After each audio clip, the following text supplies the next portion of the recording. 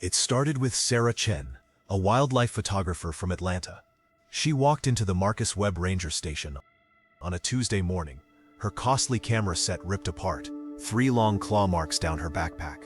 Her hands shook so badly and said, "I could hear it breathing behind me, but each time I turned, nothing was there.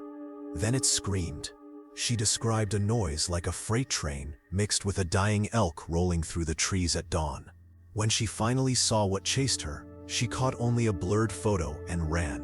And that was when the hunt began, the most harrowing hunt of Marcus Webb's career. He had been a ranger in the Appalachian Mountains for 15 years. He stood over a 2.4-meter, 8-foot length of chain fixed between 2 oaks. The first signs were a track pressed deep in the mud by Whisper Creek, claw marks, and stones that had been moved.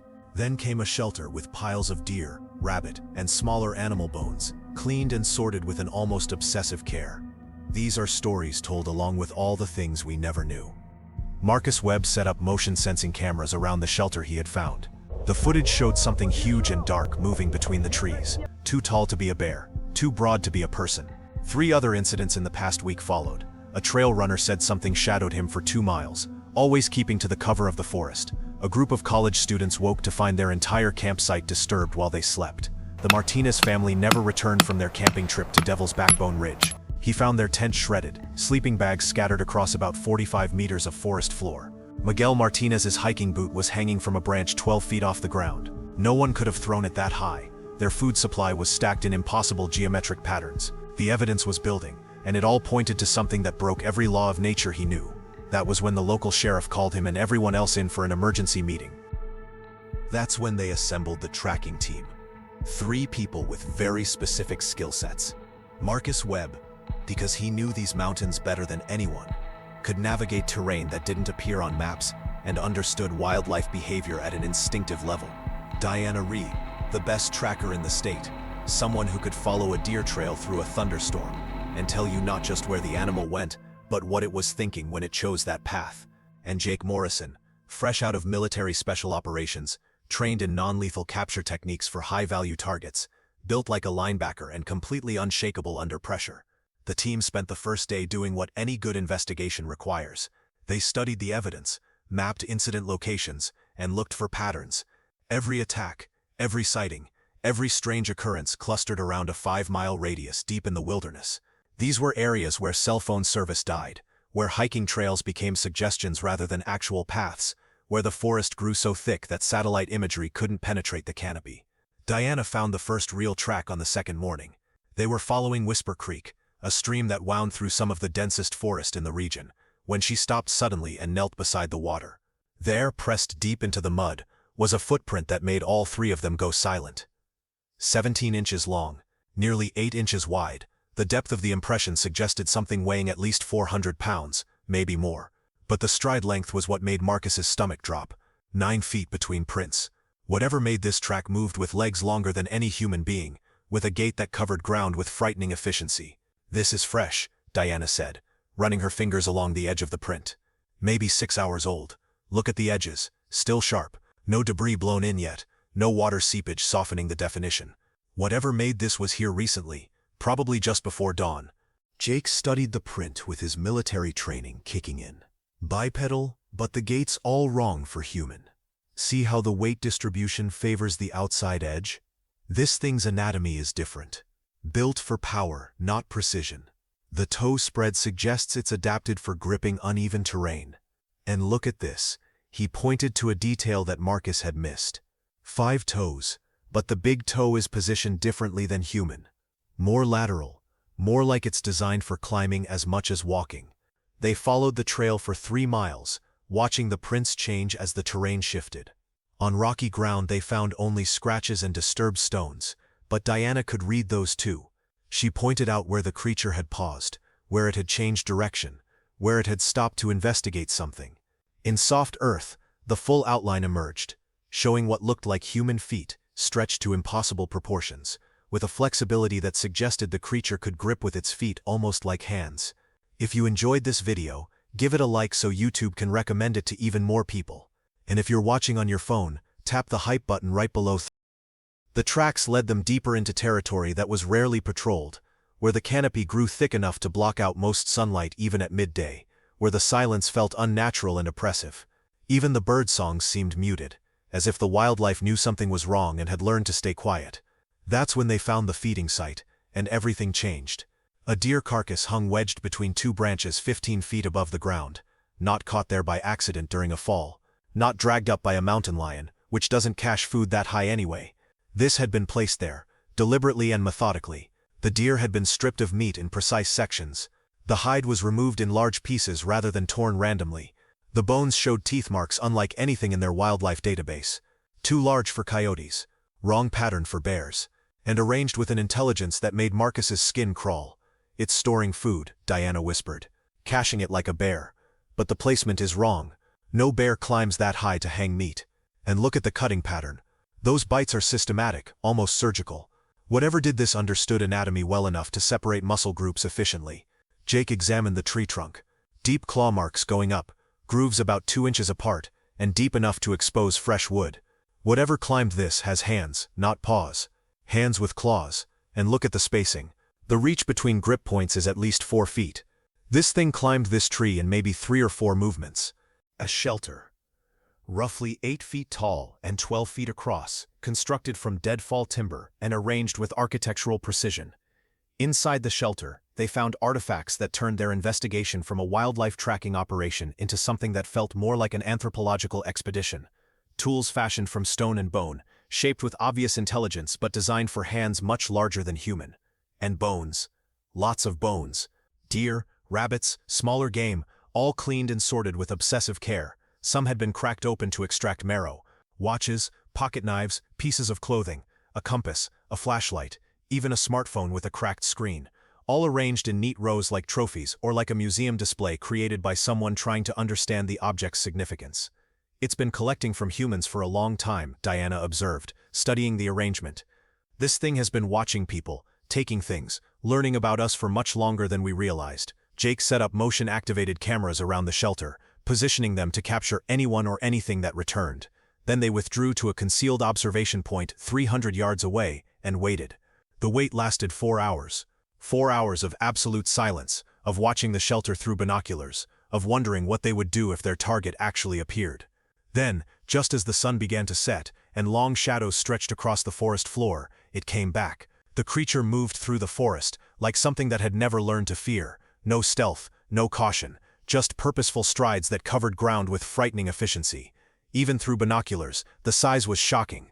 Nearly 8 feet tall, shoulders broad enough to fill doorways, arms that hung past where human knees would be. Dark hair covered most of its body, thick and matted like a gorilla's, but longer, shaggier, adapted for cold mountain nights. But the face was what made Marcus's blood freeze.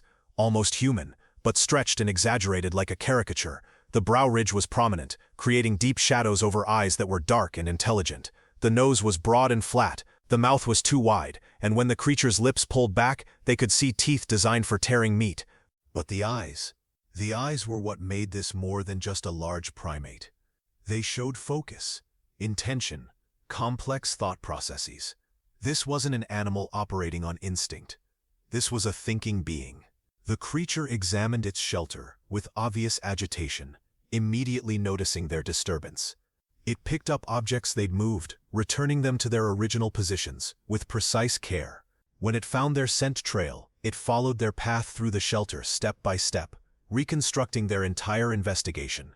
Then it looked directly at their hiding place. The distance was 300 yards, dense forest, careful camouflage, elevated position.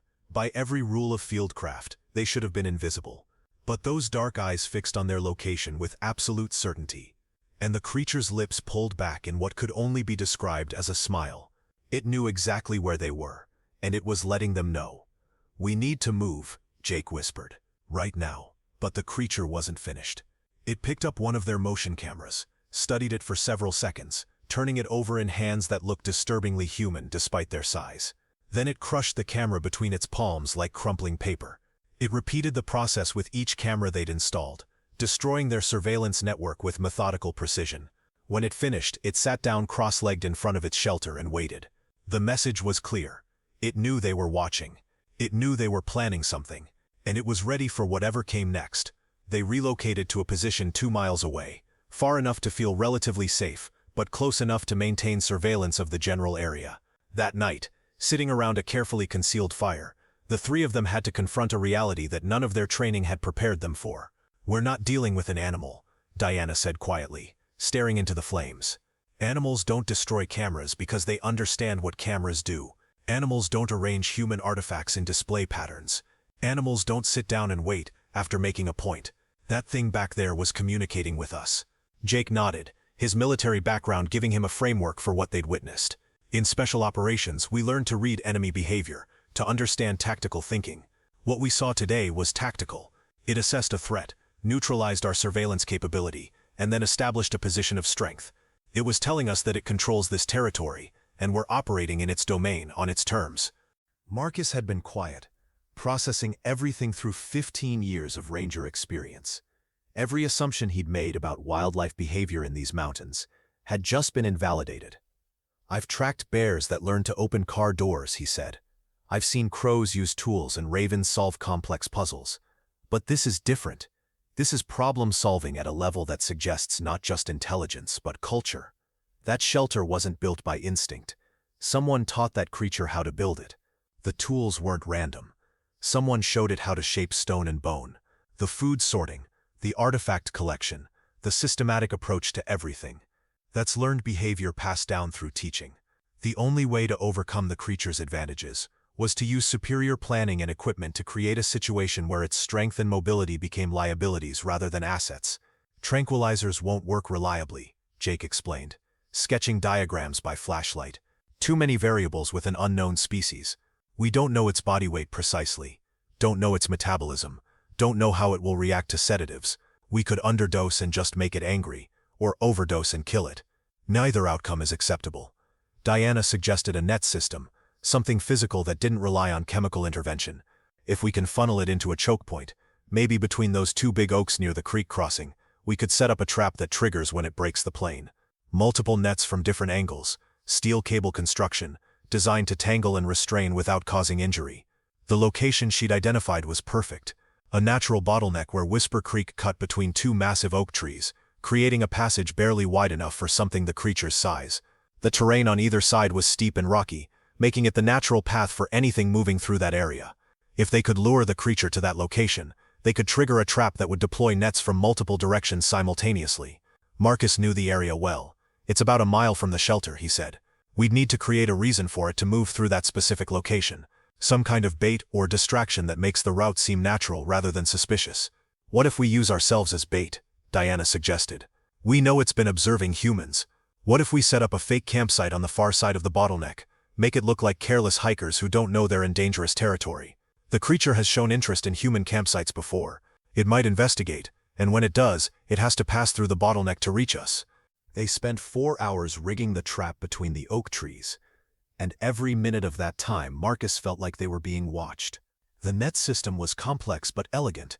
4 separate nets made of steel cable, each positioned at a different angle. Motion sensors would detect when something large passed through the trigger zone. Counterweights positioned in the trees would drop when the sensors activated, pulling the nets closed from multiple directions simultaneously. Jake tested each component multiple times, checking load bearings and trigger mechanisms with the precision of someone who'd set up ambushes in hostile territory. "The nets need to deploy within 2 seconds of trigger activation," he explained. "Any longer and something this fast might be able to avoid them. The counterweights are positioned to create overlapping coverage, so even if it tries to dodge, it runs into another net." Diana mapped approach routes and escape vectors, identifying every possible path the creature might take. If it comes from the north, it has to pass directly through the trigger zone. From the south, same thing. East and west are blocked by steep terrain that even something this agile would have trouble navigating quickly.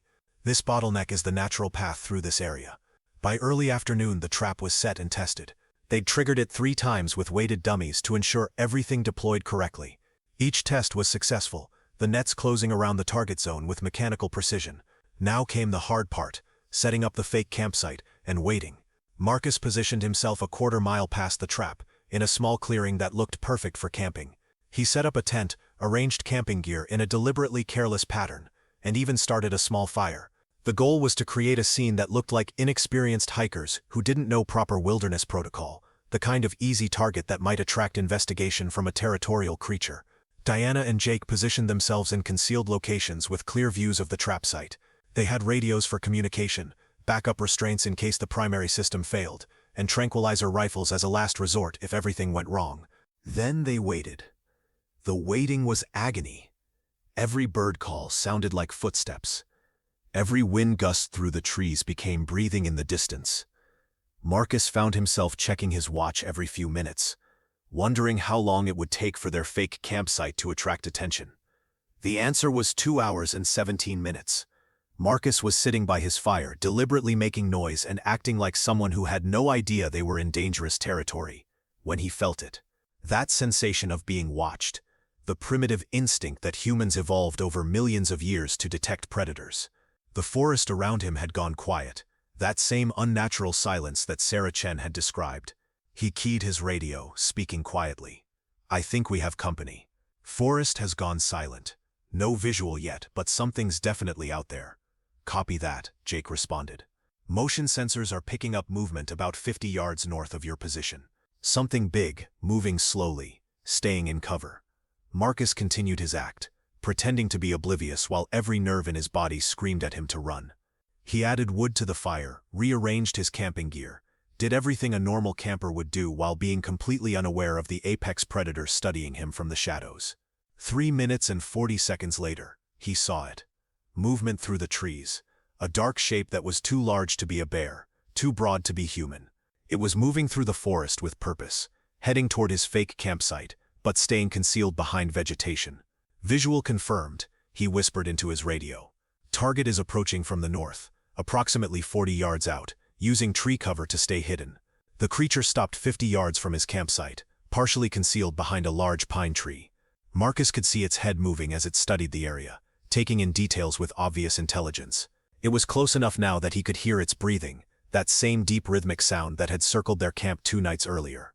"It's assessing the situation," Diana's voice came through his radio. "Look at how it's positioned. Perfect sightline to your camp, but maximum cover for itself. It's being tactical." The creature spent 10 minutes in that position, just watching. Marcus continued his act, but the strain of pretending to be unaware while something that could probably tear him apart studied him from 40 yards away was almost unbearable. Then the creature did something unexpected. It stepped partially out from behind the tree, deliberately making itself visible. Not fully exposed, but enough that Marcus could see it clearly if he looked in that direction. "It wants you to see it," Jake said quietly over the radio. "It's testing your reaction.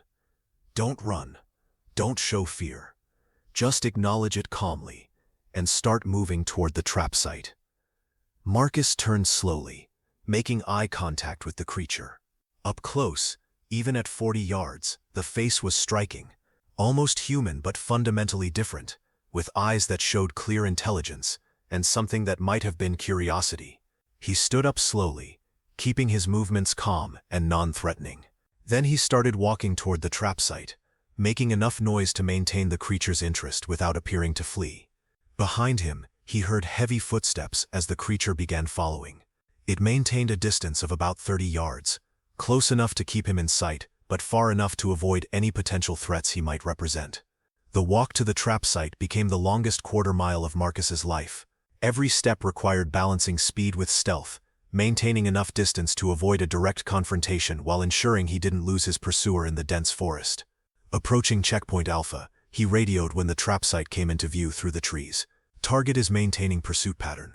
Estimate 30 seconds to trigger zone." "Copy that," Jake responded. "System is armed and ready. Cross the trigger line and keep moving. We'll activate once you're clear." Marcus could see the 2 oak trees now, the narrow passage between them that looked completely natural but was actually the most sophisticated trap they'd ever constructed.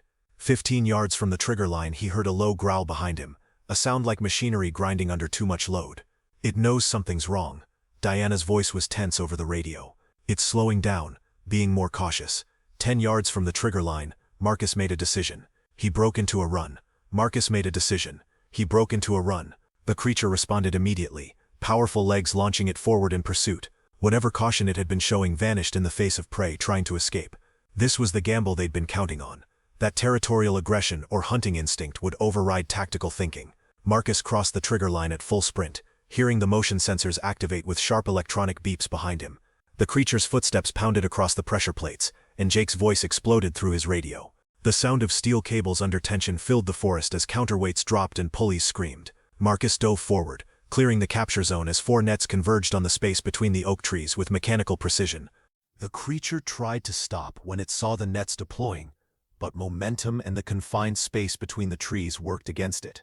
Steel cables closed around its massive frame, tightening automatically as the system engaged.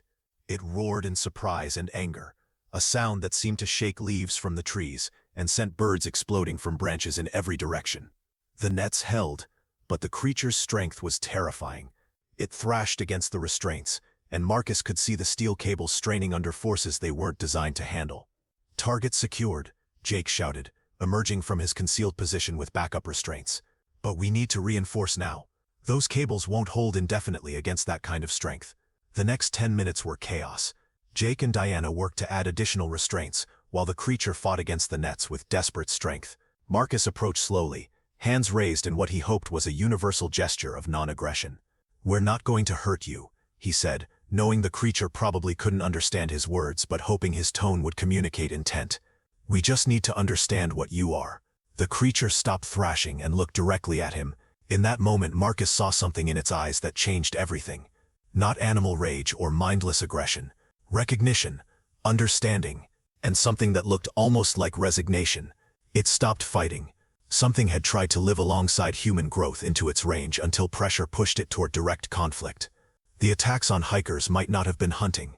They might have been failed tries at speaking to us, or displays of territory meant to push back further human steps. The neat camps and gathered items might have been efforts to study us and learn about the new neighbors who kept entering its home.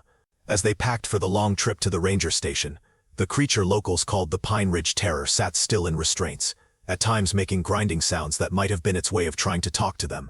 It showed no anger and no move to flee, only the calm surrender of something that had tried to reach out and finally did, even if not in the way it hoped. Catching a creature that should not exist forces you to face questions you never thought about.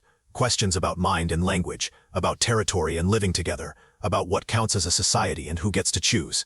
As they guided the captive through the peaks toward an unknown future, he could not shake the feeling that they had just made first contact with something rare, something that had been trying to reach them all along. The hardest part was not the capture. The hardest part was seeing that everything they thought they knew about these mountains, about the beings that live here, about the very idea of intelligence, had now changed for good. And in the grinding sounds the captive made as they walked, he thought he heard something close to a question, as if it were asking us what should happen next. What happened now that two species had at last met face to face in the deep wild where secrets try to hide from the modern world? He wished he had an answer. He wished any of them did. After hearing this story, after understanding that what we call Bigfoot might actually be an intelligent species trying to coexist with human expansion, how does that change your perspective on wilderness areas and conservation? Have you ever had an experience in the forest that you couldn't explain? Something that might have been an encounter with a species we don't fully understand? Share your thoughts in the comments below. Tell me about your unexplained wilderness encounters. If you found this story as compelling as I did while researching and presenting it, please subscribe to this channel, and if you want to explore encounters in the deep ocean, you can find the link in the description below or in the card on your screen right now. Thank you for watching this journey into one of the most remarkable first contact stories in modern history. Thank you for being open-minded enough to consider that the world might be stranger and more wonderful than we imagine. And thank you for caring about the wild spaces where mysteries still hide and unknown neighbors still wait to be understood. Until next time, stay curious, stay respectful, and remember that every forest has secrets, and some of those secrets are looking back at us with intelligence we're only beginning to comprehend. Thanks for being with us. Leave a comment, like to show your support, and remember to hit that subscribe button for more exciting videos. See you next time.